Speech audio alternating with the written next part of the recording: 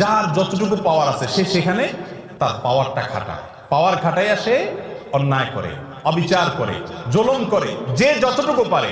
যাকে আল্লাহ যদ্দুর পাওয়ার দিয়েছে সে তদ্দুর জুলুম করে। কেউ বড় জালেম কারণ সে বড় পাওয়ার হোল্ড করতেছে, কেউ ছোট জালেম কারণ সে ছোট পাওয়ার হোল্ড করতেছে। দুনিয়াতে যদি কেউ কারোর প্রতি জুলুম করে, এর বিচার আল্লাহ তাআলা আখিরাতে তো করবেনই। আয-যুলমু যুলুমাতুন ইয়াওমাল কিয়ামা, কিয়ামতের দিন দুনিয়ার এক একটা জুলুম বহুমুখী অন্ধকার হয়ে মানুষের কাছে হাজির হবে।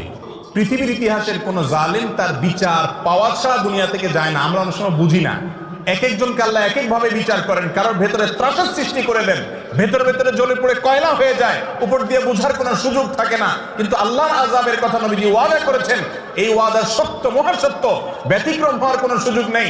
জালেমের বিচার আল্লাহ করেন, করে থাকেন, কিয়ামত পর্যন্ত করবেন।